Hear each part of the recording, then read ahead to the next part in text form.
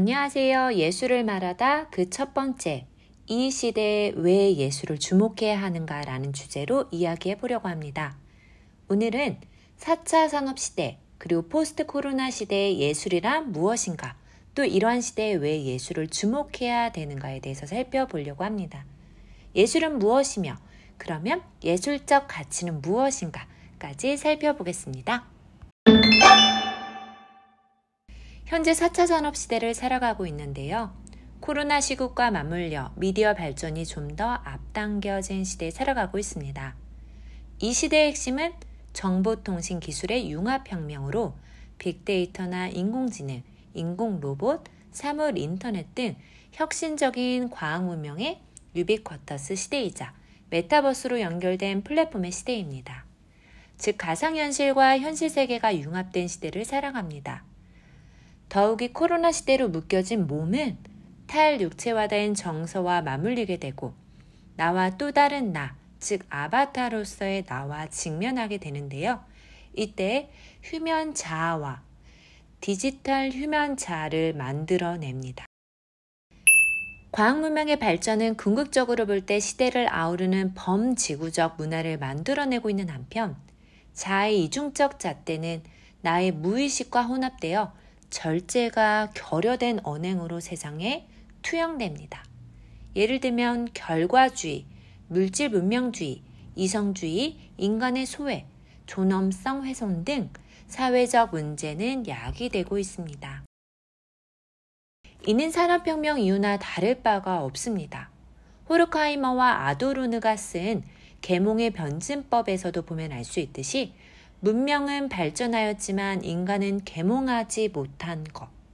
예나 지금이나 별반 다를 바가 없습니다. 이러한 시대이기 때문에 인문학이 중시되는 것이고 예술이 중시되는 것입니다.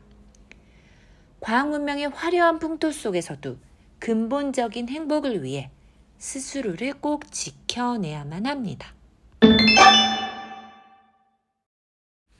예술은 라틴어의 아르스, 히라버의 테크네에서 왔습니다.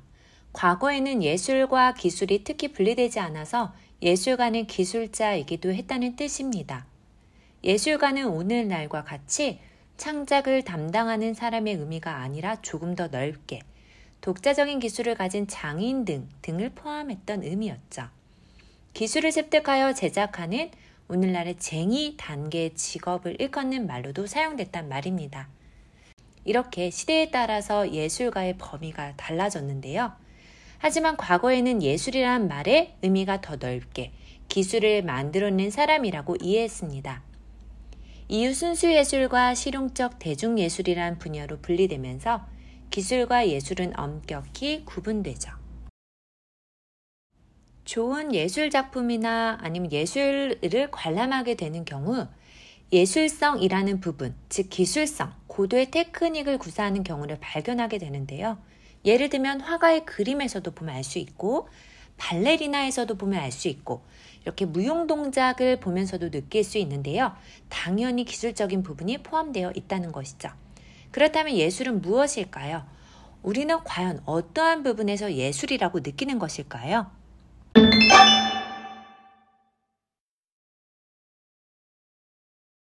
물가에서 놀고 있는 홍학들의 여유로움이 느껴지시나요?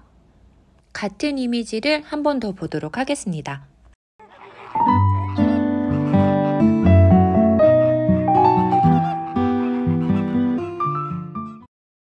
어떠셨어요? 첫 번째는 음악이 없는 상태로 봤고요. 두 번째는 음악의 선율과 어우러진 영상을 봤습니다. 무엇이 느껴지시나요?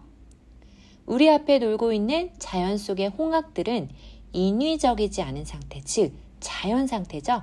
인간이 자의적인 행위를 통해서 형성한 것이 아닌 스스로 그 자체의 형상, 즉 창조라고 보여집니다. 이 창조된 영상을 봤고요. 두 번째 영상은 인간이 선율과 리듬으로 만들어낸 음원, 즉 음악 예술과 어우러진 자연을 감상하였습니다.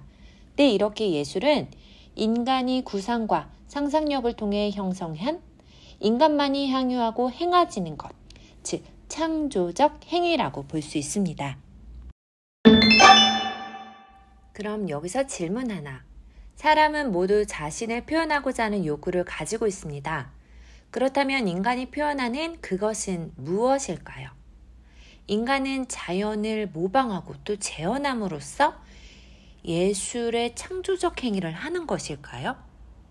예술은 모방인가, 모방은 창조인가, 그럼 복제인가? 라는 궁금증을 만들어내는데요. 자, 첫 번째로 플라톤의 모방론, 이데아 이론을 살펴보겠습니다.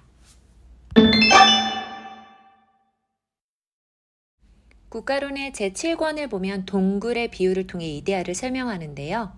지하 동굴에 어릴 적부터 사지와 목을 결박당한 상태로 있는 사람들이 앞만 보도록 되어 있습니다.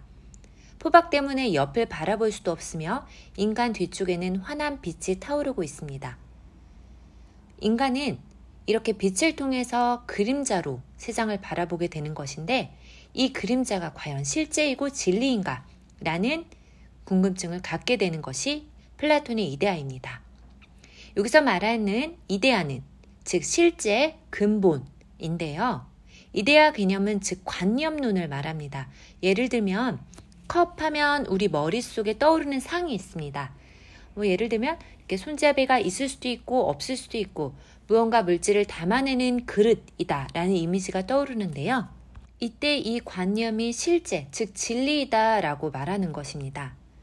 그렇기 때문에 플라톤은 우리 눈앞에 비춰진 건 다 빛을 통해서 그림자로만 비춰지기 때문에 모든 게 다 허상이다 라고 표현했습니다.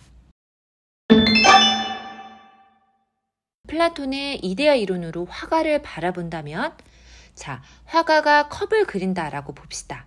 그러면 그 컵이라는 즉 관념, 그 진리가 있겠죠. 그것이 그림자를 통해서 비춰지는 허상, 이 허상을 또 그 화가는 그림으로 그려냅니다. 플라톤은 이는 진리로부터 2단계나 벗어났다 라고 본 것이죠. 이렇게 플라톤은 시인이나 화가, 예술가들을 이 국가에서 추방해야 된다고까지 말하면서 비하하였습니다. 플라톤의 제자 아리스토텔레스의 모방론을 살펴보겠습니다. 자, 아리스토텔레스는요, 인간의 창조적인 것은 본능이며 자연을 대상으로 만들어진 것, 예술을 느끼는 것, 그 자체가 인생의 즐거움이다 라고 생각했습니다.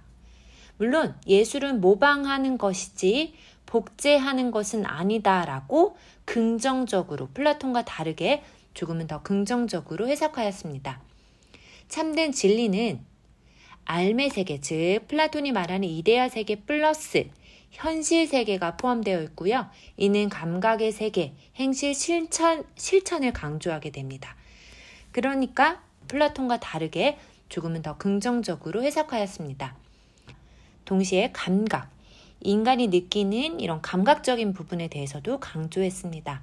특히 카타르시스다라는 개념을 예술 활동의 최종의 목표라고 말했는데요. 카타르시스는 정화, 배설의 의미로 우리가 연극이나 예술 활동을 볼 때 마음의 감동을 받아서 흐르게 되는 눈물, 이 감각적인 부분들을 카타르시스다 하면서 예술 활동의 최고 목표라고 설명하면서 예술에 플라톤보다는 예술을 더 강조한 것이죠.